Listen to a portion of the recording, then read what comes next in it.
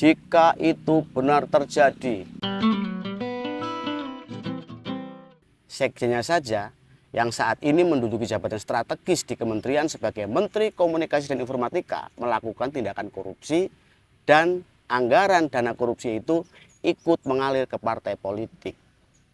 Baru sebagai menteri, apalagi jika memiliki presiden yang mempunyai kekuasaan penuh terhadap pemerintahan di Republik ini.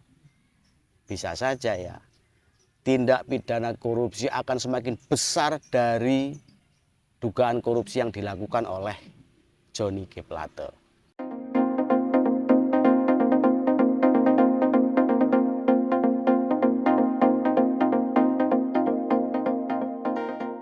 Sama yang kedua, apakah ada aliran dana terkait ke parpol beliau gitu?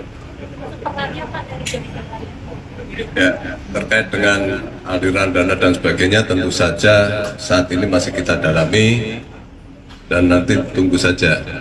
Makanya kami juga setelah menetapkan tersangka ini kegiatannya tidak berhenti begitu saja. Kita masih melakukan pengumpulan alat bukti yang lain. Ya, kalau nanti ketemu pasti akan kami sampaikan. Ya.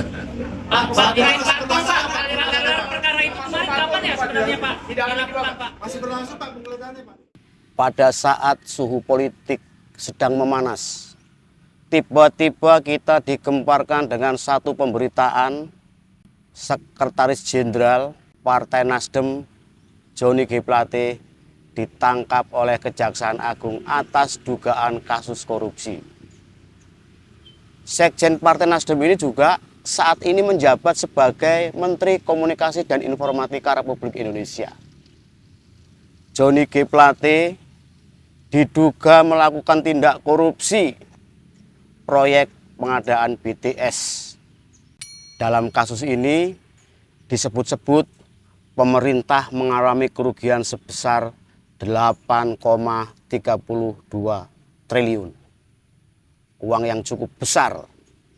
Dari kasus ini, Johnny G. Plate yang merupakan Sekjen Partai Nasdem yang saat ini menjadi salah satu partai politik yang mengusung Anies Baswedan sebagai bakal calon presiden pada Pilpres 2024, tentu saja menuai banyak opini dan asumsi karena kita tahu Partai Nasdem adalah salah satu partai politik yang saat ini berada dalam lingkaran Kabinet Indonesia Maju, Kabinet Kerja Pak Jokowi. Namun akhir-akhir ini hubungan Partai Nasdem dengan Pak Jokowi ini sedang tidak baik-baik saja. Banyak rumor yang menyebutkan ketidakharmonisan antara Partai Nasdem dengan Pak Jokowi ini disebut-sebut karena Partai Nasdem mendeklarasikan Mas Anies Baswedan sebagai bakal calon presiden pada Pilpres 2024 yang akan datang. Semua tahu ya, Mas Anies Baswedan ini disebut-sebut orang antitesa Pak Jokowi yang selalu mengkritik kebijakan apapun yang dilakukan oleh Pak Jokowi. Sehingga banyak yang berasumsi bahwa ketidakharmonisan Partai Nasdem dengan Pak Jokowi ini karena Partai Nasdem mengusung Mas Anies Baswedan. Sempat ada rumor juga pada akhir 2022 yang lalu Pak Jokowi akan mereshuffle menteri-menteri dari Partai Nasdem. Ada 3 menteri dari Partai Nasdem. Pertama adalah Johnny G. Plate yang saat ini terjerat kasus dugaan korupsi. Lalu Menteri Perhutanan Siti Nurbaya dan Menteri Pertanian. Namun sampai hari ini Pak Jokowi tidak juga melakukan reshuffle kabinet.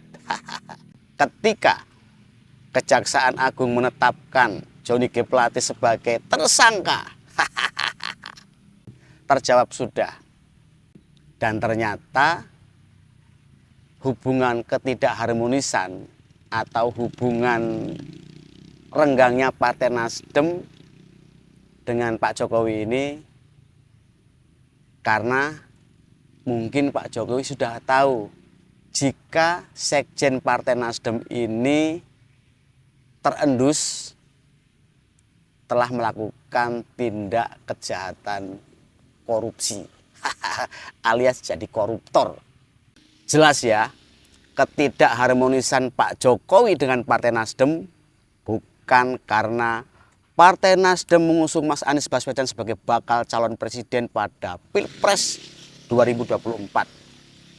Tetapi karena ada aroma tindak kejahatan korupsi dari salah seorang kader Partai Nasdem yang juga menjabat sebagai sekjen partai besutan Pak Surya Paloh itu. Lalu apakah dengan ditetapkannya Johnny G. Plate sebagai tersangka atas dugaan kasus proyek pengadaan BTS ini berpengaruh terhadap Partai Nasdem yang sampai hari ini sedang gencar-gencarnya mengusung Mas Anies Baswedan sebagai bakal calon presiden? Saya pikir bisa saja ya. Karena Johnny G. Plate ini memiliki jabatan yang sangat strategis di Partai Nasdem sebagai sekjen. Jangan-jangan jika dikembangkan ada aliran dana yang masuk ke Partai Nasdem nih. Karena Partai Nasdem begitu gencar dalam mensosialisasikan Mas Anies Baswedan sebagai bakal calon presiden pada pemilu 2024. Mas Anies Baswedan juga pernah menyebut bahwa sosialisasi keliling ke berbagai daerah yang ia lakukan itu dibiayai oleh Partai Nasdem.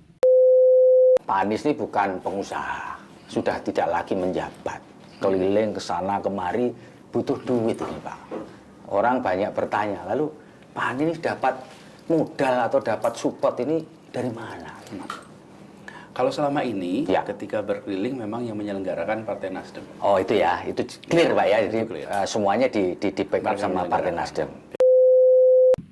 Jika itu benar terjadi, dana hasil korupsi yang dilakukan oleh Johnny G. Plate ini mengalir ke partai politik dan dijadikan sebagai salah satu biaya sosialisasi Mas Anies Baswedan sebagai bakal calon presiden, Partai Nasdem akan kehilangan kepercayaan dari masyarakat.